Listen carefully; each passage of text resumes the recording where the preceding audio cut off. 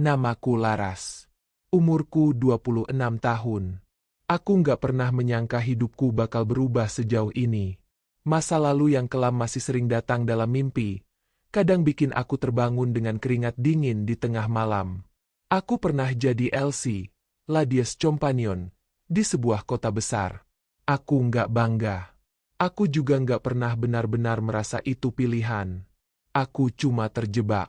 Hidup memaksaku jadi seseorang yang bahkan aku sendiri nggak kenal. Aku lahir di keluarga yang kacau. Ayahku tukang judi. Jarang pulang. Dan kalau pulang pun cuma bawa masalah. Utang. Amarah. Teriakan. Ibuku sering sakit-sakitan. Aku ingat jelas waktu kecil sering bantuin ibu jualan sayur di pinggir jalan. Tapi hasilnya nggak seberapa. Saat aku SMP, ekonomi kami makin jatuh.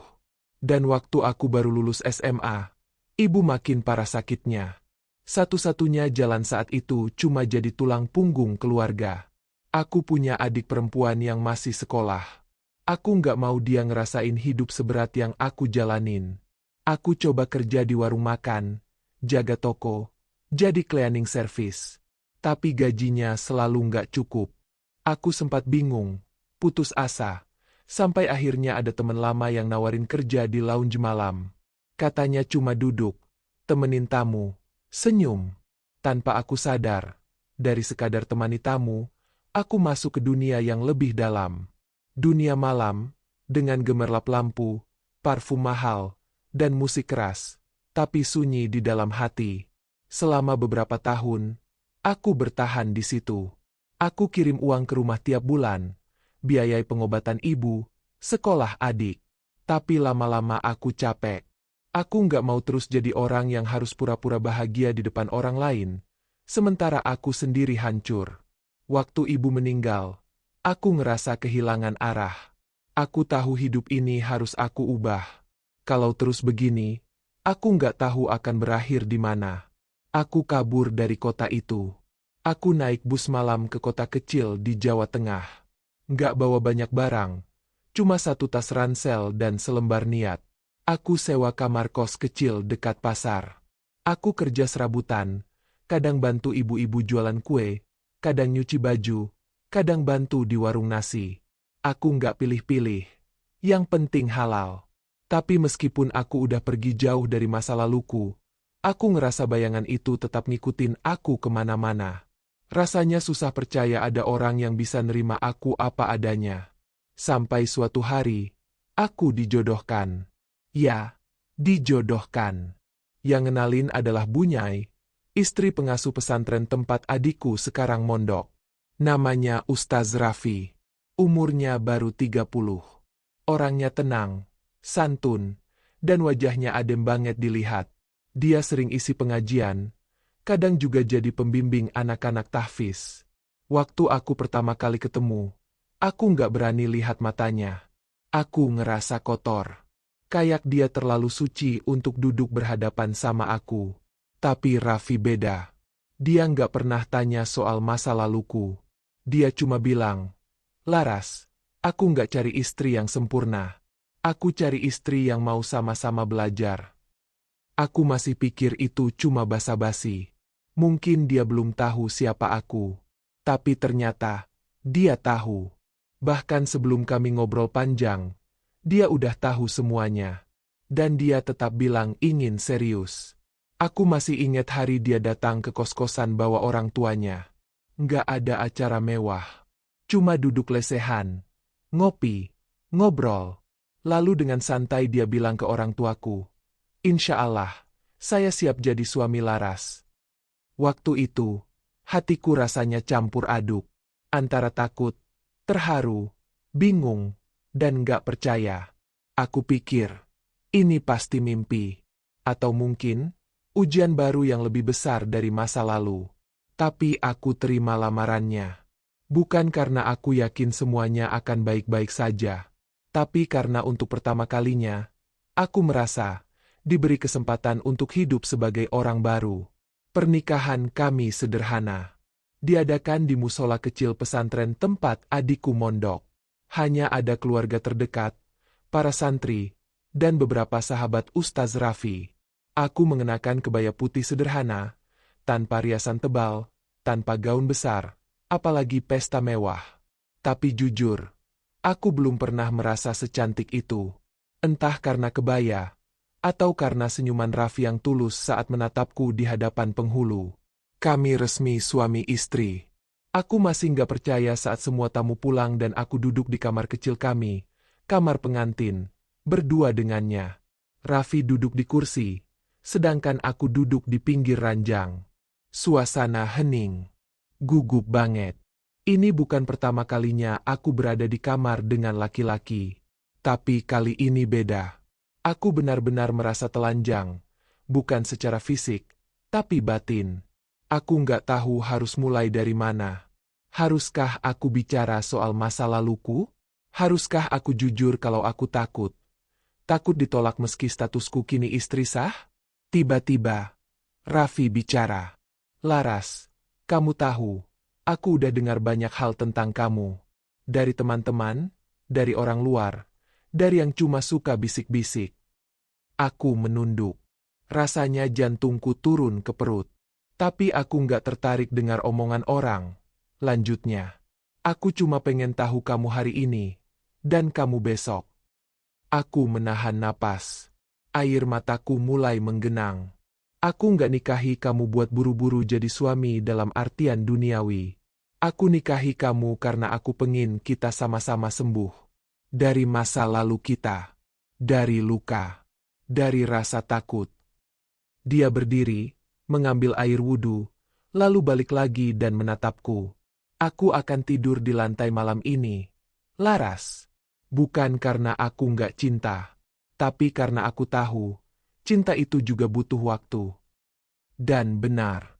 Malam pertama kami, dia tidur di lantai, membelakangiku. Sementara aku menangis pelan di balik bantal. Tangisan campur aduk.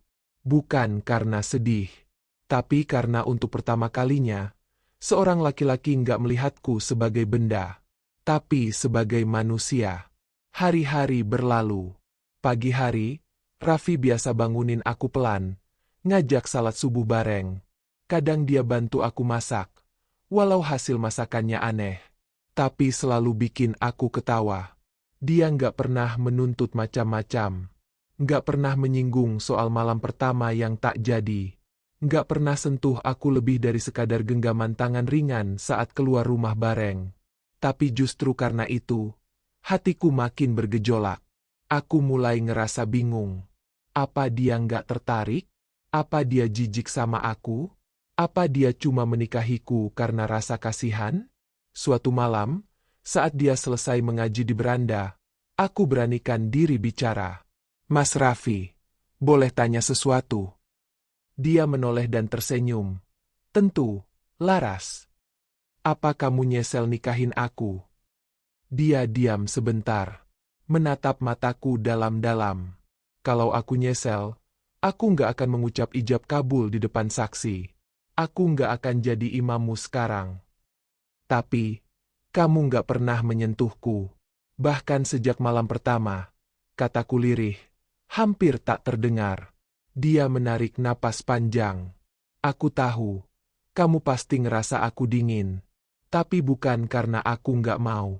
Aku justru pengin kamu sembuh dulu. Aku nggak pengin kita membangun rumah tangga di atas ketakutan dan luka. Aku pengin kamu merasa layak dicintai, bukan ditaklukkan. Air mataku jatuh tanpa bisa kucegah. Malam itu aku tahu, aku mungkin sudah jatuh cinta. Tapi entah kenapa, aku juga makin takut. Takut aku nggak bisa jadi istri yang dia butuhkan. Takut masa laluku akan tetap menghantui hubungan kami. Di luar rumah, orang-orang mulai membicarakan pernikahan kami. Bisik-bisik tetangga makin ramai. Ada yang bilang aku nggak pantas jadi istri seorang ustaz. Ada yang nyinyir bilang aku nggak disentuh karena aib. Tapi Raffi nggak pernah menanggapi omongan itu. Dia tetap jadi dirinya, tenang, sabar, bahkan lebih perhatian dari hari ke hari. Tapi dalam hatiku, badai belum reda. Dan aku mulai berpikir, apakah aku pantas untuk lelaki sebaik dia? Atau aku justru harus pergi sebelum melukai lebih dalam? Beberapa hari setelah percakapan kami malam itu, aku mulai menjaga jarak. Bukan karena aku marah pada Raffi, tapi karena aku marah pada diriku sendiri. Makin aku melihat dia begitu sabar dan tulus, makin aku merasa kecil. Makin aku merasa nggak layak. Setiap pagi kami tetap sarapan bersama, tetap salat bareng, tetap bercanda seperti biasa. Tapi hatiku kosong. Ada rasa sesak yang susah dijelaskan. Aku tidur di ranjang, dia tetap di lantai. Kadang aku berpikir, mungkin kami berdua terlalu banyak menahan. Tapi aku tahu, yang paling banyak menahan sebenarnya dia, bukan aku. Raffi adalah laki-laki dewasa, ustaz muda yang terhormat. Tapi dia nggak pernah memaksaku dalam hal apapun. Dia menghormatiku lebih dari siapapun yang pernah aku temui dalam hidupku. Tapi justru itu yang bikin aku makin terpuruk. Aku mulai merasa bukan istri, tapi beban. Aku merasa, Raffi harusnya punya istri yang lebih baik, lebih bersih, lebih pantas mendampinginya di mimbar-mimbar pengajian. Bukan perempuan dengan masa lalu seperti aku. Dan akhirnya, malam itu aku menulis surat. Surat yang kubuat sambil menahan air mata. Mas Raffi, terima kasih karena telah menerimaku dalam hidupmu. Terima kasih sudah sabar, sudah baik, sudah menjaga aku dengan cara yang tak pernah bisa aku balas. Tapi aku tahu, aku bukan istri yang kamu butuhkan. Aku hanya jadi bayangan masa lalu yang terus kamu lindungi. Padahal kamu sendiri mungkin lelah. Aku akan pergi, bukan untuk kabur, tapi untuk menemukan diriku sendiri. Aku ingin sembuh, bukan karena kamu suruh, tapi karena aku memang ingin jadi orang yang utuh. Maaf kalau aku meninggalkanmu tanpa pamit. Aku nggak mau kamu harus memilih antara cinta dan harga diri. Maaf, dan terima kasih untuk segalanya. Laras. Aku lipat surat itu pelan-pelan dan taruh di atas meja kecil dekat sajadahnya. Lalu aku kemas semua barangku ke dalam koper kecil. Saat itu hampir jam 2 dini hari. Aku tahu dia pasti tidur.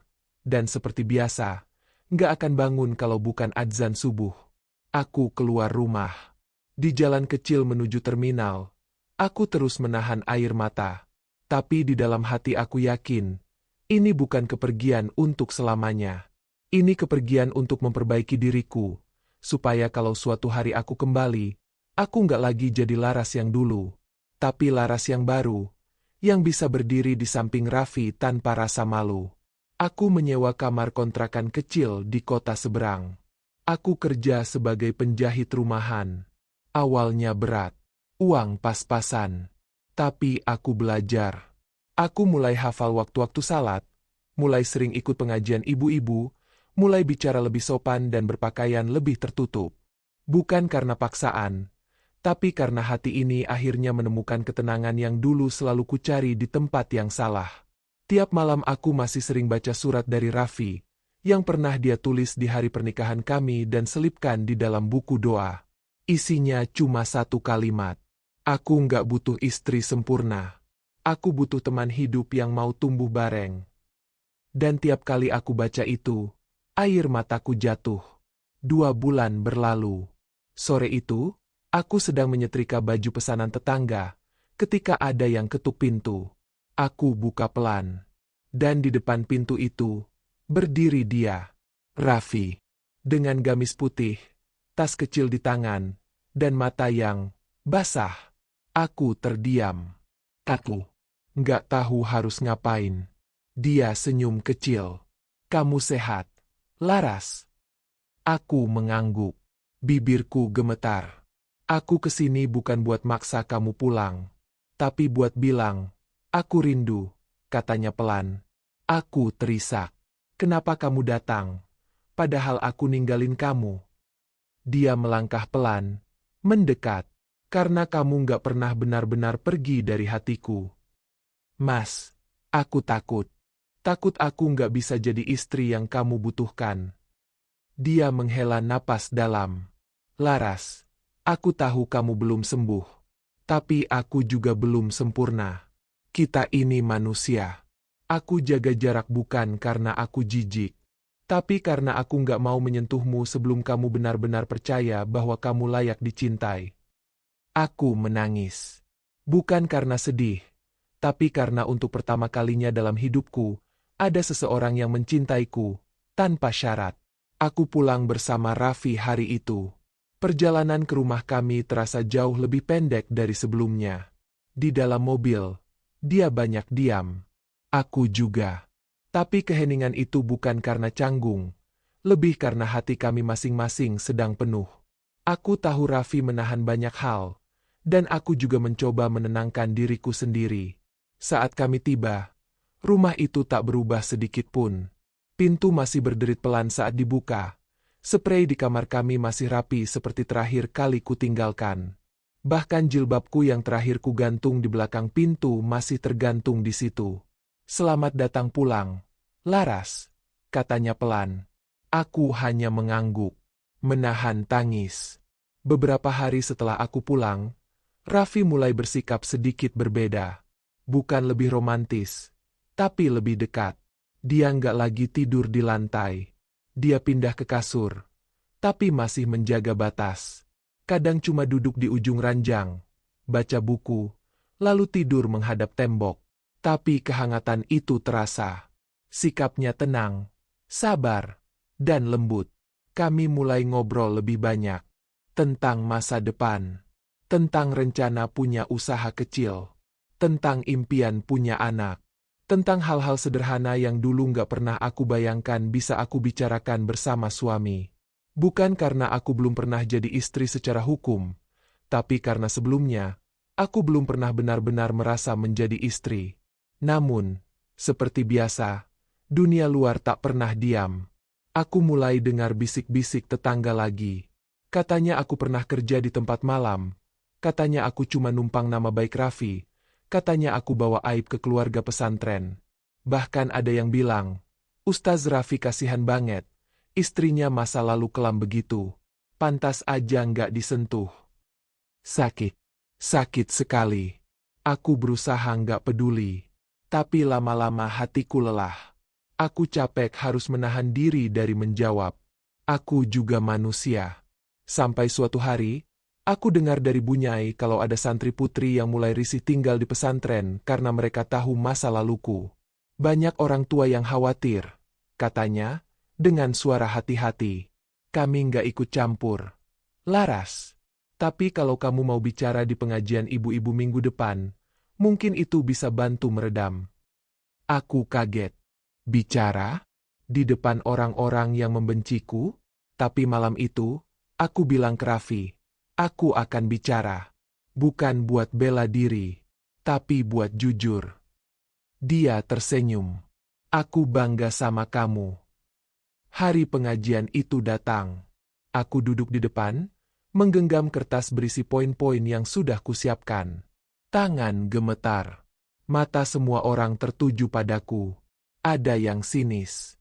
Ada yang pura-pura senyum. Tapi kebanyakan dingin. Aku berdiri.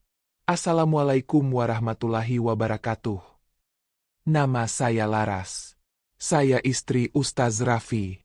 Saya tahu, sebagian dari ibu-ibu di sini mungkin sudah dengar atau bahkan tahu, siapa saya sebelum saya tinggal di kampung ini. Aku pernah hidup di dunia malam. Aku pernah salah jalan. Tapi aku di sini, bukan untuk menyangkal masa lalu itu. Aku di sini untuk bilang bahwa aku sudah berhenti, aku sudah tobat, dan aku sedang berusaha menjadi lebih baik. Suara dalam ruangan hening. Aku tahu, mungkin aku nggak akan pernah sepenuhnya diterima. Tapi aku tidak minta dimuliakan. Aku cuma minta diberi kesempatan jadi manusia. Aku mengakhiri dengan air mata menetes dan senyum kecil. Setelah pengajian, sebagian orang datang mendekat. Ada yang peluk aku, ada yang masih cuek. Tapi yang paling membuatku menangis adalah seorang ibu tua yang datang, menggenggam tanganku, dan bilang, "Nak, aku bangga. Kamu lebih kuat dari banyak perempuan yang aku kenal." Malamnya, aku dan Raffi duduk berdua di beranda rumah. Raffi membuat teh hangat, dan kami hanya menatap langit yang mulai gelap. Mas, kataku pelan, aku nggak tahu, apakah orang-orang akan benar-benar menerimaku suatu hari nanti. Dia menoleh, menatap mataku. Kalau kamu sudah bisa menerima dirimu sendiri, Laras, dunia luar nggak lagi sepenting itu. Aku tersenyum. Hati ini terasa hangat. Tapi aku tahu, ujian kami belum selesai. Karena cinta yang tumbuh dari luka, harus disiram sabar setiap hari. Sudah hampir sebulan sejak aku bicara di pengajian ibu-ibu. Dan hari-hari setelahnya, terasa sangat berbeda. Beberapa tetangga mulai menyapaku. Tak lagi dengan tatapan sinis, tapi dengan senyum, walau masih sedikit canggung. Anak-anak kecil di sekitar pesantren mulai datang main ke rumah, dan aku mulai ajari mereka mengaji pelan-pelan, meski aku masih belajar juga. Tapi yang paling terasa adalah perubahan di antara aku dan Raffi. Dia masih seperti biasa, tenang, lembut, penuh perhatian. Tapi sekarang, dia sudah lebih sering menggenggam tanganku saat kami jalan bareng. Dia sudah mulai bersandar di bahuku saat lelah pulang dari pengajian. Bahkan kadang, saat kami duduk diam di beranda, dia menyandarkan kepalanya di pundakku, tanpa kata-kata, tapi penuh makna. Malam itu, setelah makan malam, kami duduk di ruang tengah. Hujan turun pelan di luar. Lampu redup. Aku lipat pakaian sambil sesekali meliriknya. Raffi diam, lalu menatapku lama. Laras, katanya pelan. Aku menoleh. Iya, Mas. Dia mendekat, duduk di sampingku, menggenggam kedua tanganku dengan hangat. Kamu tahu, sejak hari pertama kita menikah, aku terus bertanya pada diriku sendiri, kapan aku bisa benar-benar memelukmu? Aku terdiam. Nafasku tercekat. Bukan karena aku tak ingin, tapi karena aku tak mau terburu-buru. Aku ingin saat aku menyentuhmu, kamu benar-benar siap. Bukan karena kamu merasa harus, tapi karena kamu pun ingin. Aku menatapnya. Wajahnya tenang, tapi matanya penuh kejujuran. Mas, aku siap, kataku pelan, tapi jelas. Dia tersenyum, lalu menarikku dalam pelukan hangat. Untuk pertama kalinya sejak kami menikah, dia memelukku sebagai istri. Bukan hanya secara status, tapi sebagai jiwa yang telah saling percaya. Pelukannya bukan sekadar pelukan, tapi pengakuan. Bahwa aku bukan lagi Laras yang dulu. Bahwa aku bukan lagi masa lalu yang ditakuti. Bahwa aku adalah istri dari seorang ustaz yang mencintaiku dengan sabar dan utuh. Meskipun dunia pernah membenciku, bahkan ketika aku sempat membenci diriku sendiri. Beberapa bulan kemudian, aku hamil. Saat Raffi tahu, dia langsung sujud syukur di ruang tengah. Tangisnya pecah. Tangisku juga. Rumah kami yang dulu sepi, kini penuh dengan suara tawa, lantunan ayat, dan doa-doa lembut. Aku bukan hanya istri. Aku kini juga calon ibu. Dan setiap kali aku mengelus perutku, aku bisikan doa yang sama. Nak, semoga kamu tumbuh di dunia yang lebih hangat dari dunia yang ibu alami dulu. Dan semoga kamu tahu bahwa cinta yang sabar bisa menyembuhkan luka sedalam apapun.